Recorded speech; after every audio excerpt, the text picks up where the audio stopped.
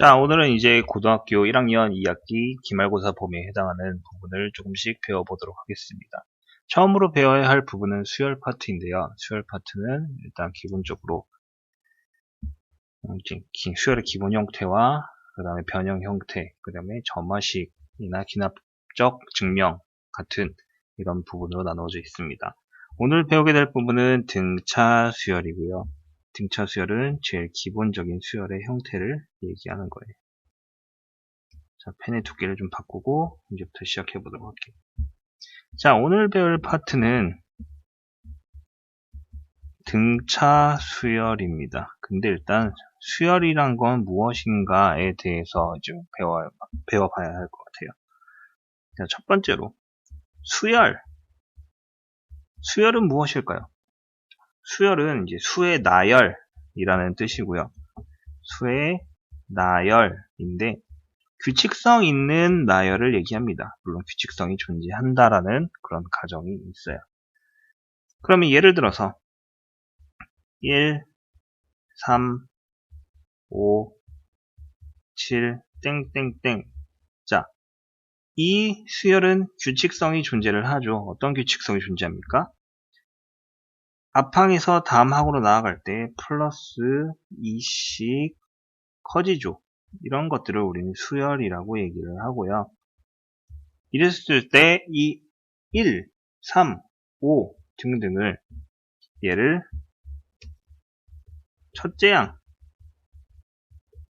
그 다음에 3을 둘째 양, 그 다음에 5를 셋째 양 등등 이라고 표현합니다. 7은 넷째 항 뭐 등등 이렇게 주어지겠죠. 그리고 이렇게 갔을 때 우리는 이 수열의 규칙을 일반화시킬 필요가 있어요. 이 수열을 일반화시켜보면 보통 우리는 n번째 항이라고 불리는 거를 일반화시켜 놓습니다. 그래서 얘는 2n 빼기 1, 얘는 뭐다? n번째 항이다. 그리고 n에다가 숫자를 대입하는 거에 따라서 몇 번째 항이다 라고 표현을 합니다.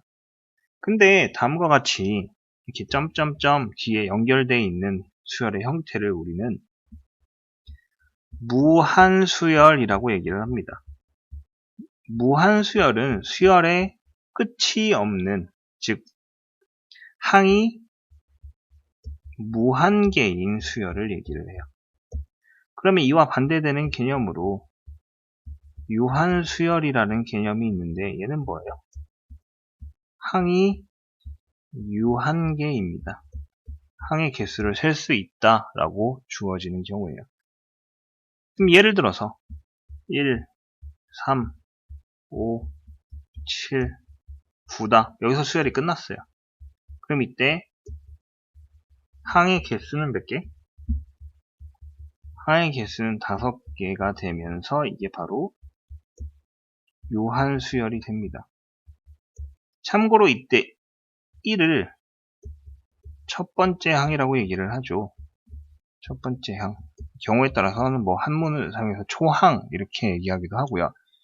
이때 9를 5번째 항이기도 하지만 이때 마지막이니까 바로 끝항이라고 씁니다. 끝항. 나중에 또 표현을 방법인데 알파벳으로는 L 이렇게 나타낼 거예요. 끝항을 이야기하는 것입니다. 이때 이건 항이 5개인 뭐다?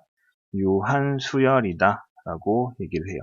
이렇게 점점점 표시가 되면은 뭐예요? 이 뒤에도 같은 규칙으로 계속해서 항이 나열된다 라는 얘기이기 때문에 무한수열이라는 개념입니다. 오케이? 근데 이게 유한수열이란 게 사실은 이제 고등학교 개념에서는 나오진 않아요. 왜? 유한수열은 너무 쉽기 때문에 그러한 개념 자체는 고등학교 과정에서 나오지 않고 항상 무한계로 규칙성을 갖고 있는 수열 형태가 주로 나오게 됩니다.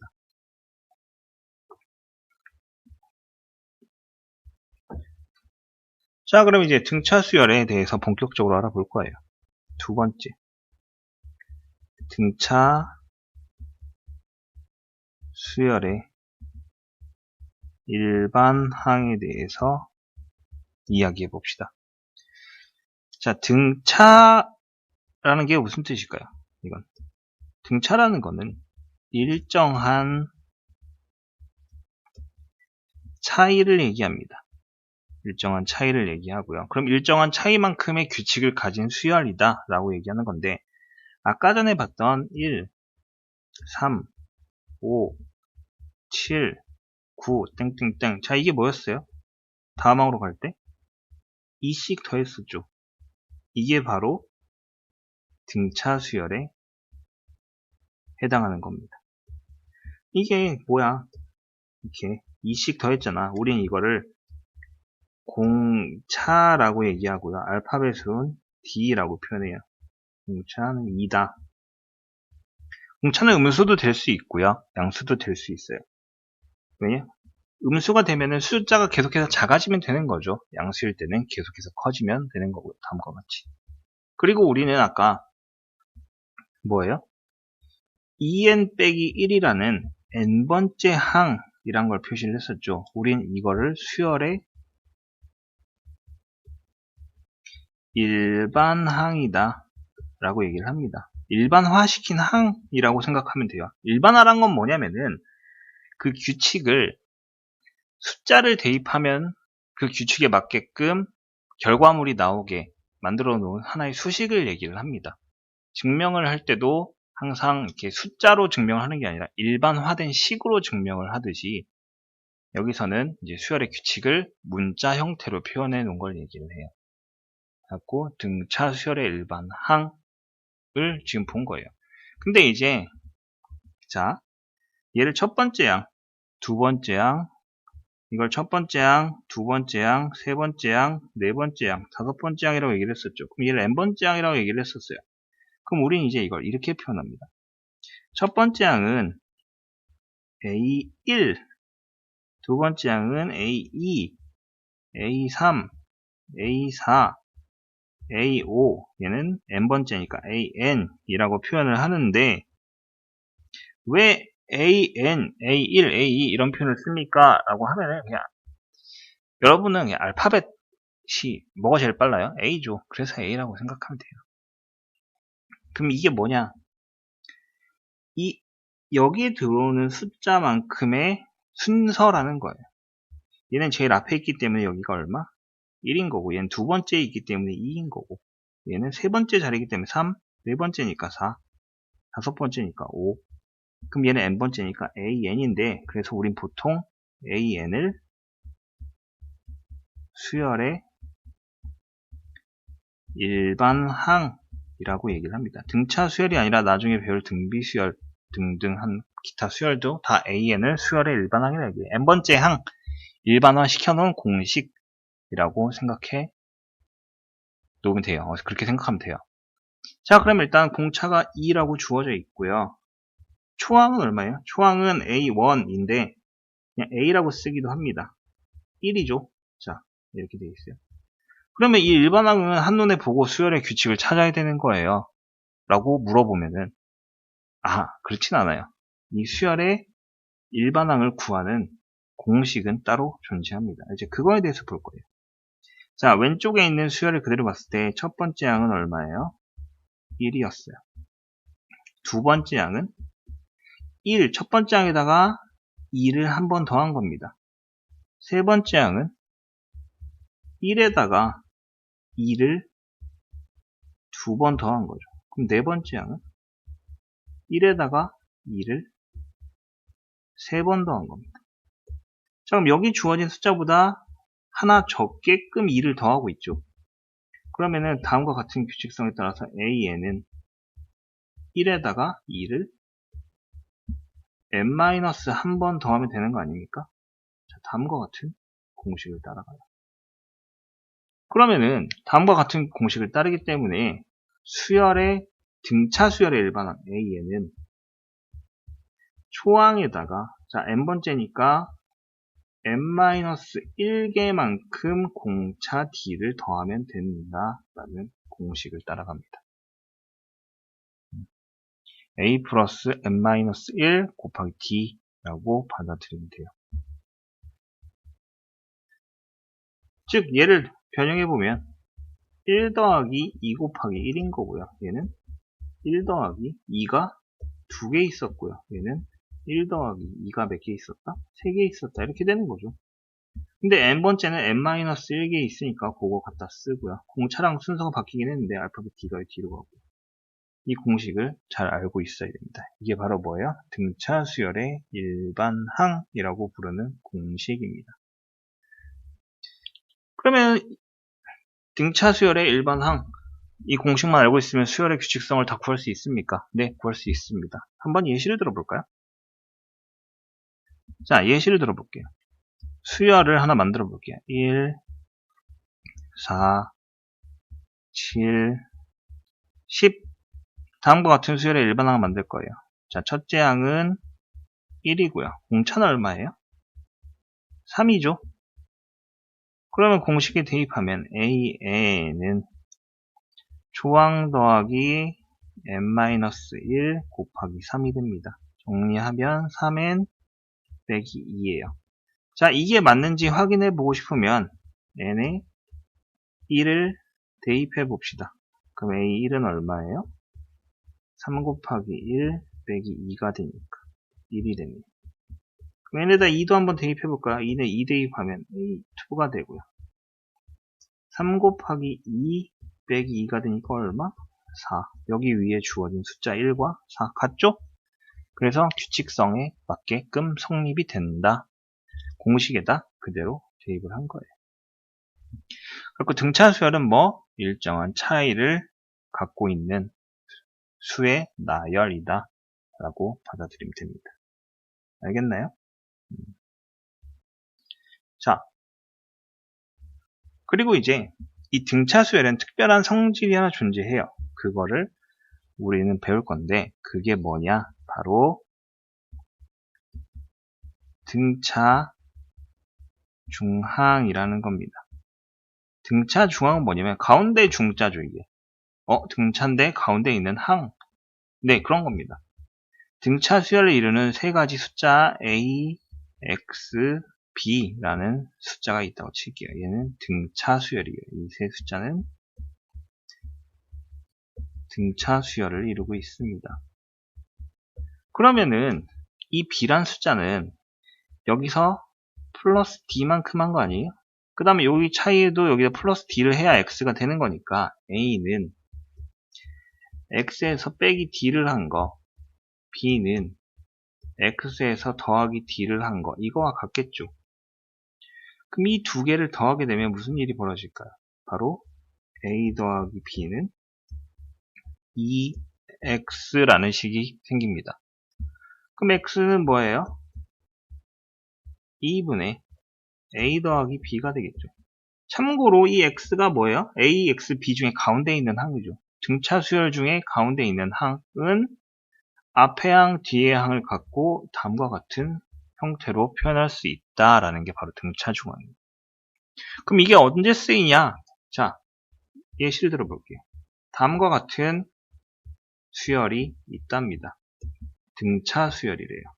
그때 네모 안에 들어갈 것은? 하고 물어봅니다. 그러면 얘를 X라고 했을 때 여기서 플러스 D만큼 돼 있는 거고 여기서 또 플러스 D만큼 돼 있는 거죠. 자, 그럼 등차 중항인데 뭐예요? X는 2분의 2 더하기 10 얼마다? 즉 6이다. 이렇게 받아들일 수 있어요. 그럼 얘가 만약에 6이면 어떻게 돼요? 얘가 6이면 여기가 플러스 4, 여기도 플러스 4 이렇게 주어지게 되는 거죠. 이게 바로 뭐다? 등차 중항이다. 이렇게 이야기할 수 있습니다. 자, 등차 중항은 이 뒤에 배울 등비 수열이란 거의 등비 중항과 또 지금은 교육과정상에서는 이제 제외가 됐지만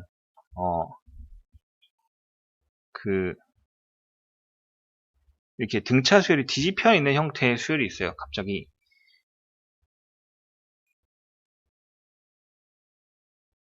기억이 잘 안 나는데 그건 뭐였더라?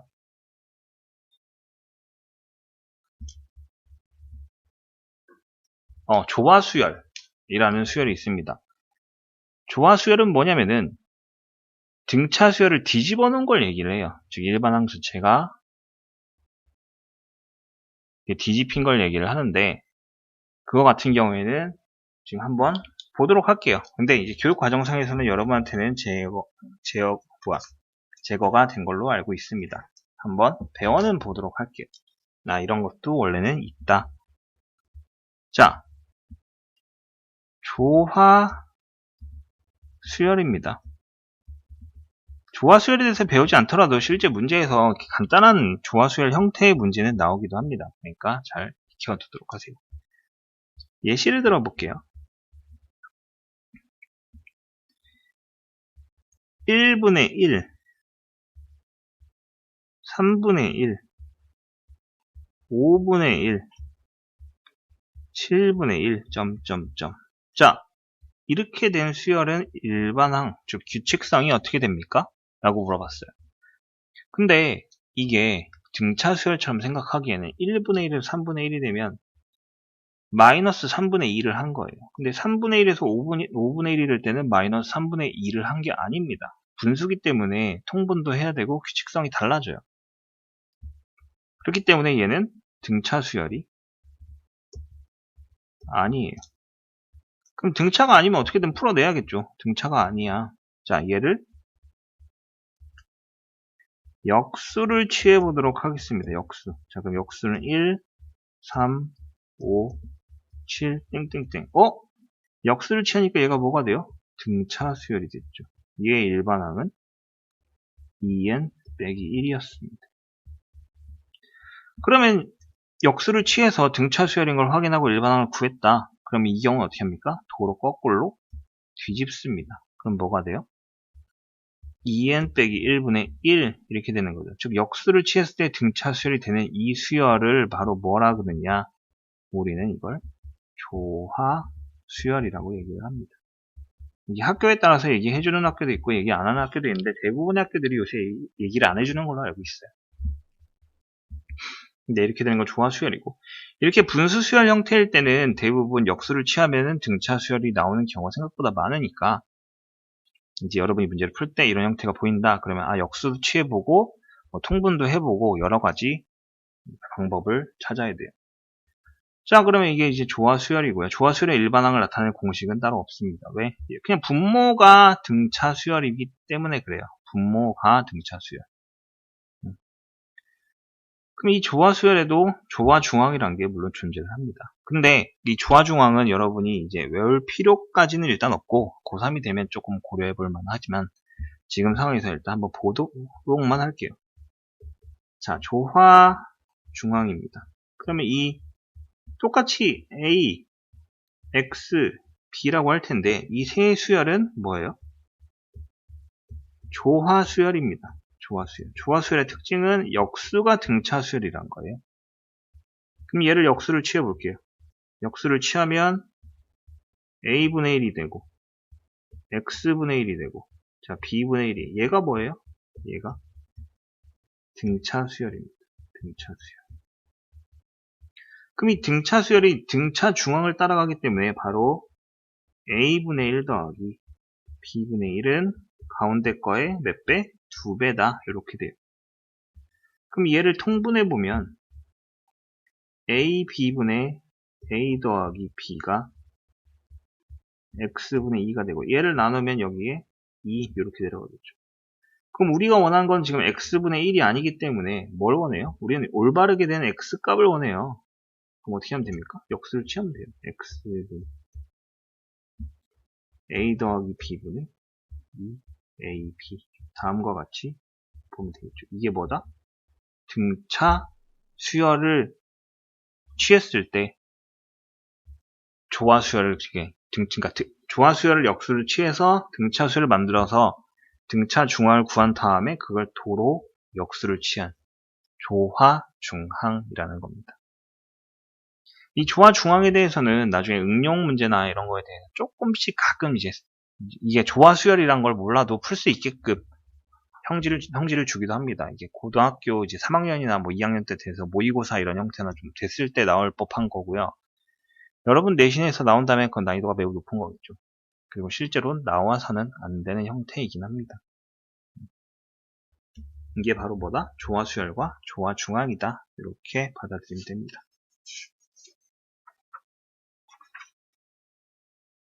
자, 그러면 이제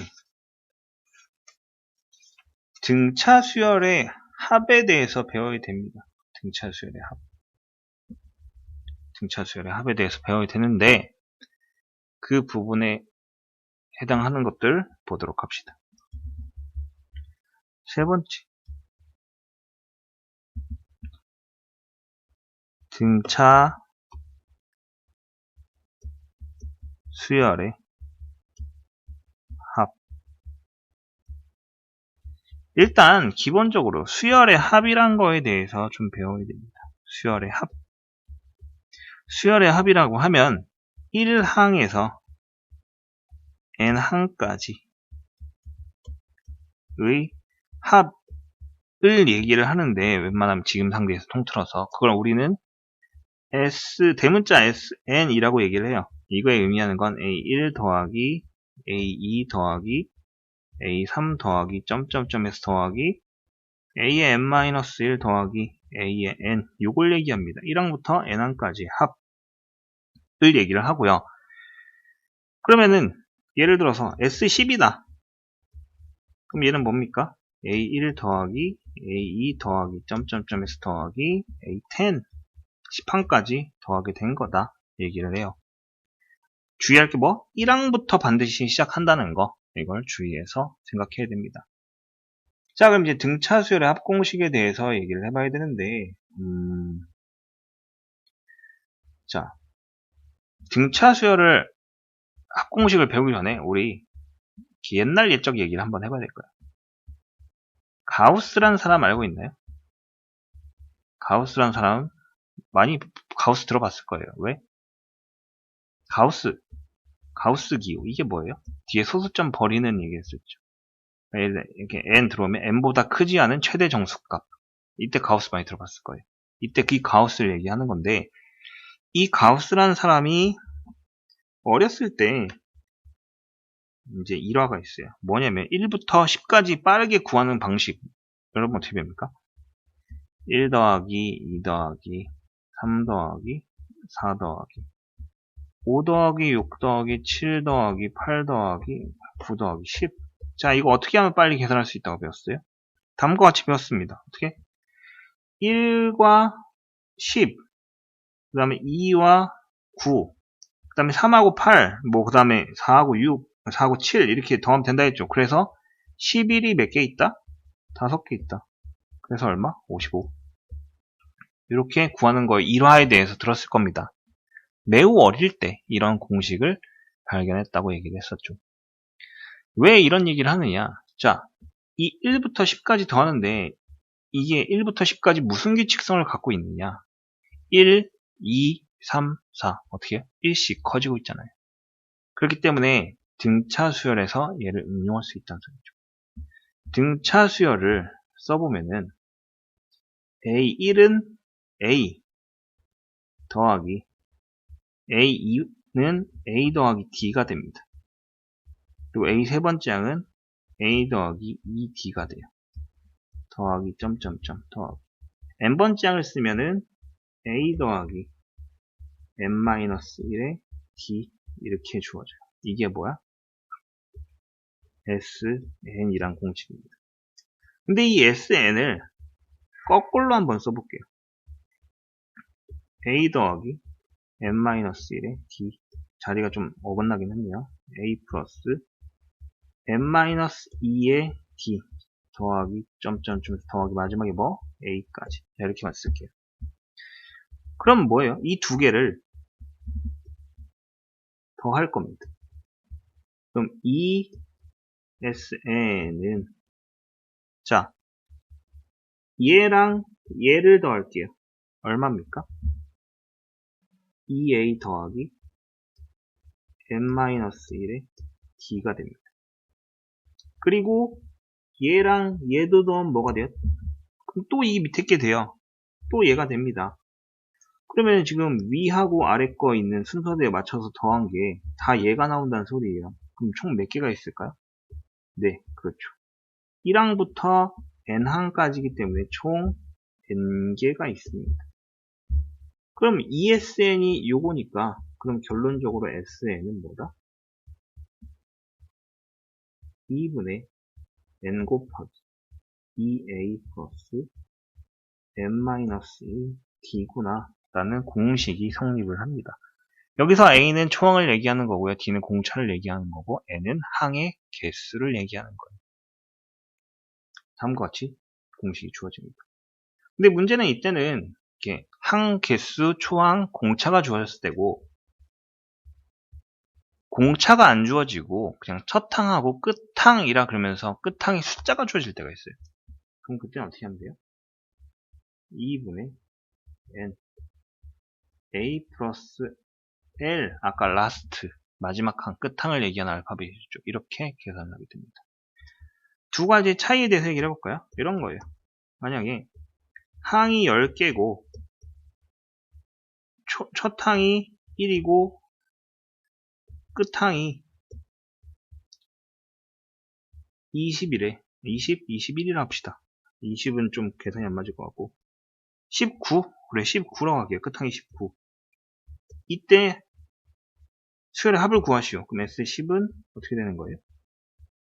2분의 항이 10개고 첫 항과 끝 항을 더하게 됩니다. 왜? 여기서도 첫 항하고 끝 항을 더했죠. 그러니까 그냥 어차피 가운데 항들도 첫 항하고 끝 항을 구한 거랑 같은 계산값이 나올 거기 때문에 이렇게 계산을 하게 되고요. 얘 20이고 10이니까 100 나와요. 이렇게 주어집니다. 이게 이 공식을 사용할 때입니다. 그럼 두 번째는 항이 10개고 초항이 1이고 공차가 2예요. 이렇게 물어봤어요. 그럼 어떻게 돼요? S10은